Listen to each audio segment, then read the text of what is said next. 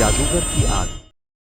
रात का अंधेरा बेदा गुंजेन कब्रिस्तान पर हावी था। सिर्फ सियाह और खौफ के बादल आसमान में छाए हुए थे। एक सानट सिया जवान जादूगर नाम मुरीद कब्रिस्तान में और उसके वीराने हिस्से में बैठा एक और खौफनाक चले की तैयारी कर रहा था। मुरीद की आंखों में चमक और चेहरे पर वहशत थी। अकबी जानिब एक अलाव जल रहा था जिसमें से सुर्ख शोले ऊपर उठ रहे थे। अलाव के करीब एक अजीब सी बोरी रखी हुई थी जिसके अंदर कुछ हड्डियों और पत्तों के गड्ढे थे। अकबी जानिब से एक खौफनाक शक्ल का अलिफालू अपनी गर्दन घुमाकर मुरीद को घोर रहा था और साथ में एक काला सांप भी रेंगता हुआ करीब आ रहा था। रीड हेलो, आग बढ़ाओ, मुरीद ने जोर से चीख कर कहा। अलिफालू ने जोर से आवाज निकाली और सांप अचानक अलाव के करीब रुक गया।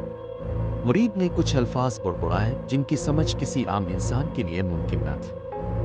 अचानक अलाव के शोले मजीद बुलंद हो गए और कब्रिस्तान के वीराने में एक अजीब सी रोशनी फैल गई। ये चिल्ला मुकम्मल होते ही मुरीद की ताकत कई गुना बढ़ने वाली थी। वो कई सालों से मुख्तलिफ शैतानी उलूम सीख रहा था और आज का दिन इसके लिए सबसे खास था।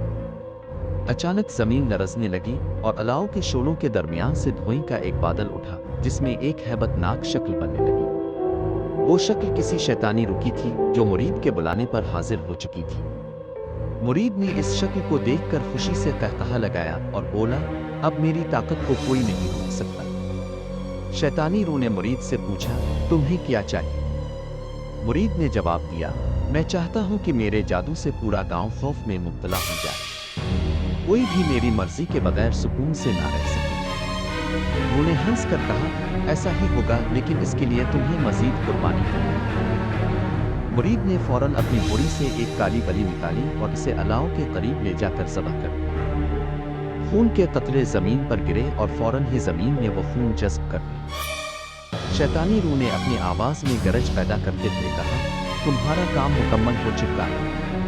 अब जाओ और गांव वालों पर अपनी दहशत कायम करो। मुरीद कब्रिस्तान से निकला तो वो पहले से ज्यादा पर असरार और खतरनाक लग रहा था। इसके जिस्म के इर्द गिर्द एक अजीब सी रोशनी थी जो किसी आम इंसान को नजर नहीं आ सकती थी। जब वो गांव के करीब पहुंचा तो उसने एक बुजुर्ग को देखा जो अपने खेतों की तरफ जा रहा था। मुरीद ने एक लम्हे के लिए आंखें बंद की और कुछ बड़बड़ाया। अचानक इस बुजुर्ग के इर्द गिर्द धुंध छा गई और वो जमीन पर गिर गया। गांव के लोग भागकर उसके पास पहुंचे लेकिन बुजुर्ग बेहोश हो चुका था। किसी को समझ नहीं आया कि ये सब कैसे हुआ। मुरीद ने मुस्कुराकर आगे बढ़ना शुरू किया। वो हर इस शख्स को निशाना बना रहा था जो उसके रास्ते में आता। कुछ देर बाद गांव के लोग खौफजदा होकर अपने घरों में छप गए। किसी को भी बाहर निकलने की हिम्मत नहीं हो रही थी। रात का वक्त था और मुरीद अब गांव के मरकज में पहुंच चुका था।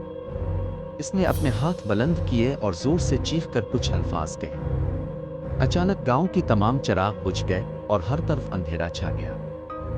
लोग खौफ से कांपने लगे। एक बच्चे की आवाज सुनाई दी जो अपनी माँ से कह रहा था, माँ ये सब क्या हो रहा है? माँ ने बच्चे को गले लगाकर कहा, बेटा दुआ करो कि हमें कोई नुकसान न पहुंचे। मुरीद ने गांव के मरकज में खड़े होकर कहा, अगर तुम सब चाहते हो कि यह दहशत खत्म हो जाए तो मेरे सामने आकर मेरी इताअत कबूल करो। कुछ देर बाद गांव के बुजुर्ग जमा हुए और उन्होंने फैसला किया कि वो मुरीद से बात करेंगे। वो सब खौफजदा थे लेकिन उनके पास कोई दूसरा रास्ता नहीं था। बुजुर्गों का एक वफ्द मुरीद के पास पहुंचा और कहा, हम तुमसे मुआफी चाहते हैं, बराहे करम हमें बख्श दो।